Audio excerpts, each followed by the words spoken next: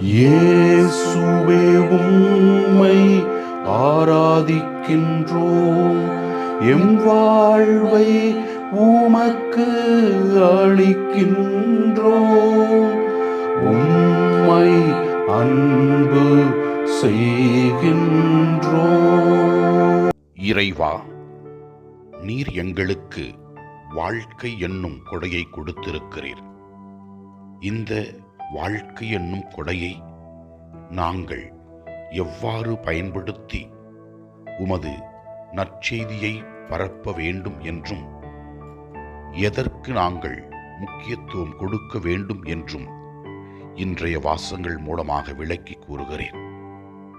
முதல் வாசகத்திலே நாம் இவ்வாறு வாசிக்கின்றோம்: பயனற்ற பொருட்களை விட்டுவிட்டு கடவுளிடம் திரும்புங்கள் என்ற நற்செய்தியை உங்களுக்கு அறிவிக்கின்றோம் என்று புனித சின்னப்பர் கூறுகிறார். நாம் வாழ்க்கை என்னும் கொடையை அனுபவித்துக் கொண்டிருக்கிற இந்த வேளையிலே இறைவனை நாம் அனுபவித்து அவருக்கு முதலிடம் கொடுக்க வேண்டும் என்பதை விளக்கி கூறுகிறது முதல் வாசகம். இதனை உணர்ந்து நாம் ஆண்டவரின் செயல்களை உணர்ந்து நம்முடைய செயல்களால் இறைவனை மகிமைப்படுத்துவோம். நற்செய்தி வாசகத்திலே நாம் இவ்வாறு வாசிக்கின்றோம்: தந்தை அனுப்பப் போகிற தூய ஆவியாராம் துணையாளர் உங்களுக்கு அனைத்தையும் கற்றுத் தருவார் என்று கூறுகிறது. தூய ஆவியின் கொடைகளை நாம் தெல்லம் தெளிவாக பார்க்கிறோம்.